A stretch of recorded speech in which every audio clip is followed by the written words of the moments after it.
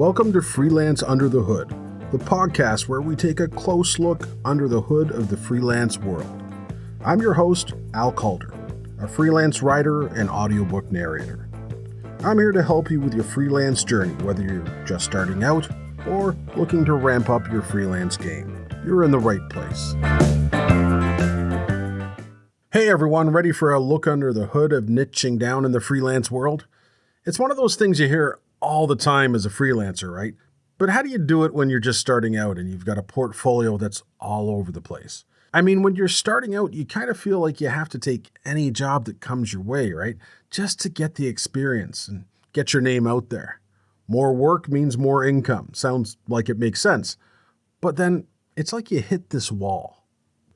You start feeling kind of lost because your portfolio is so diverse and the work seems to be drying up, or you're having trouble getting started in the first place.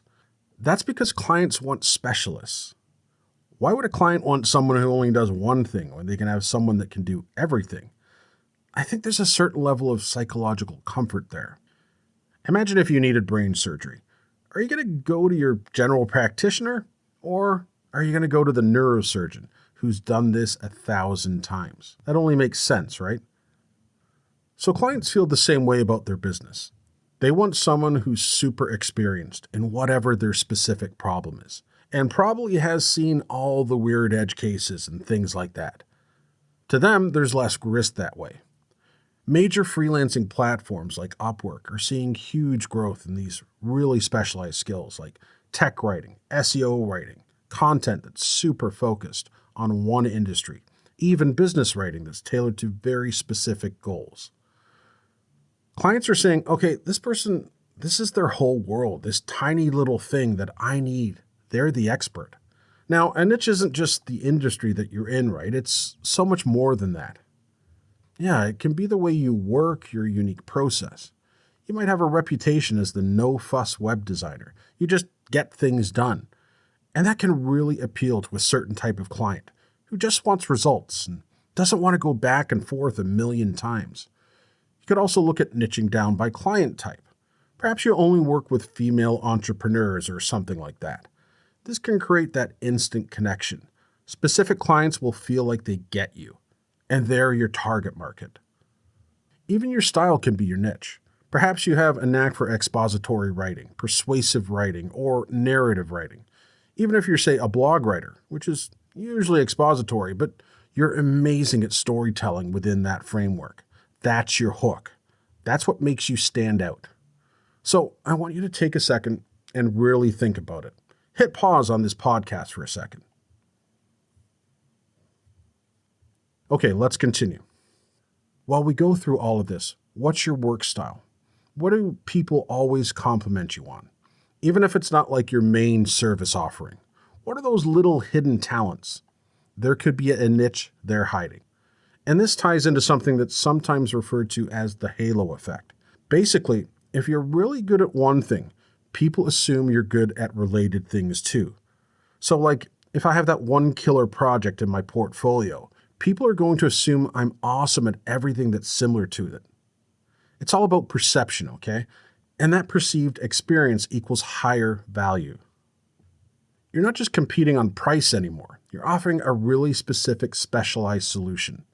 This is especially true in fields where the client's outcome is really important.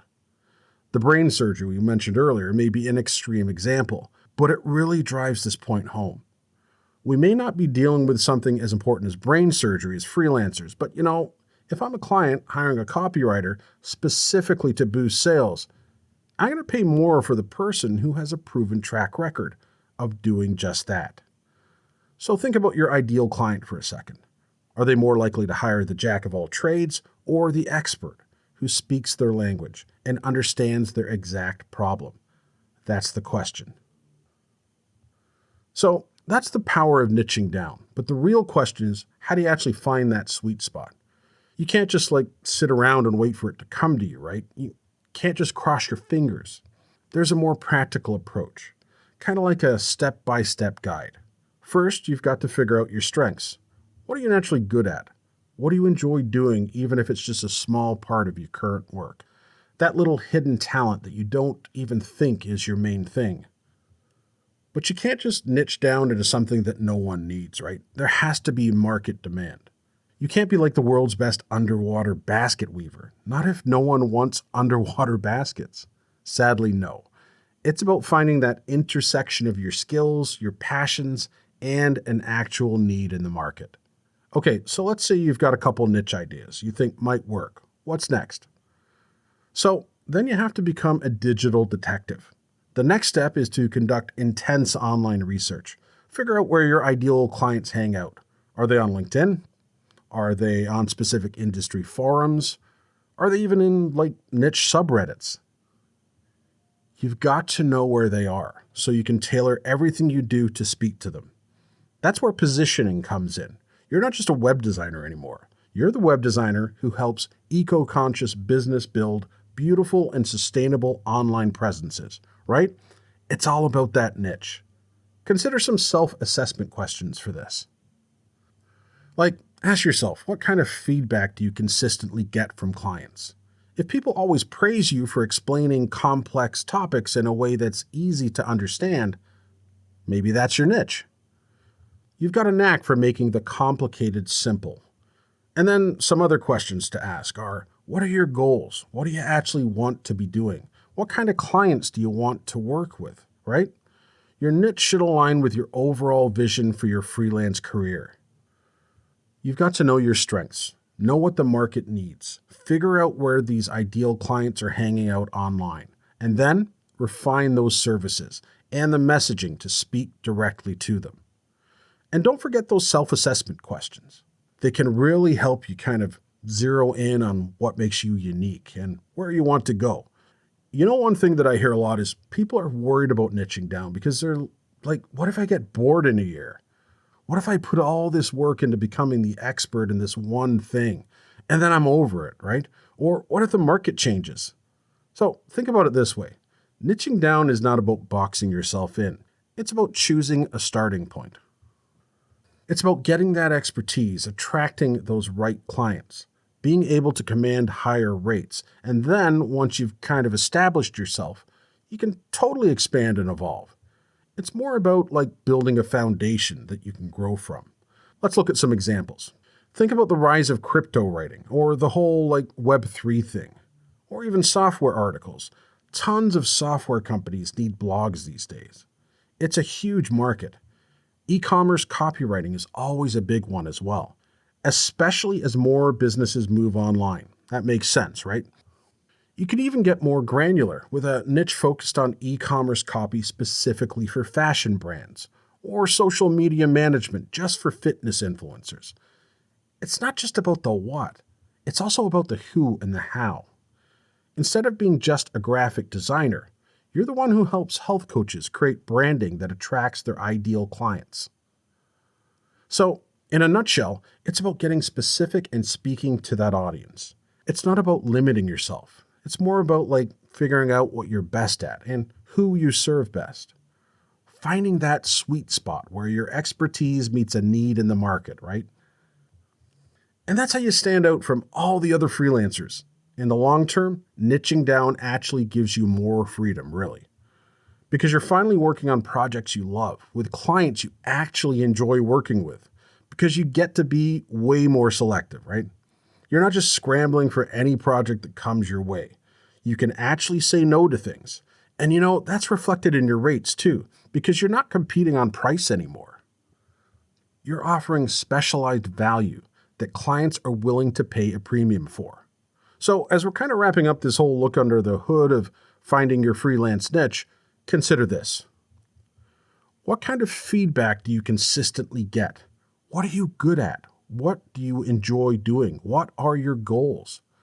It's a good framework to kind of think about. And don't be afraid to experiment a little bit. Your niche might change over time. You might start out with one focus and then realize there's an even better fit for you out there as you get more experience. I started out with writing website copy for any business, but a couple years in, I was like, wait a minute, I'm really good at product review writing. And I focused on that for a while before switching to a more SEO, helpful content focus, as the freelance market pivoted away from product reviews as an important category. You find a little sweet spot and you become a guru in that area. You've honed in on that skill. The key is to kind of track what's working for you. What kind of projects are really energizing you? Which clients are giving you the best feedback? And ultimately, what's bringing in the most income, right? Follow the money. The big challenge is to look at your own work with this new perspective. Where do you shine brightest? What are you really passionate about? Maybe that passion is the seed of your perfect niche. Don't overthink it, just start exploring. You might be surprised at what you discover. Remember, niching down isn't like a one-and-done decision, okay? It's an ongoing journey of refining and evolving as you grow. And who knows, maybe that niche will lead you to work you love, clients you adore, and the income you deserve. That's the dream. That's what we're all after. That's what makes this whole look under the hood worth it. Happy niching, everyone. Talk to you in the next episode. Thanks for tuning in to Freelance Under the Hood. If you enjoyed this episode, please subscribe and leave a review. It helps more freelancers like you find the show. Got questions or topics you want covered? Reach out to me at remoteofficeworld.com. You can also find the link in the bio. Until next time, keep on freelancing your way to freedom.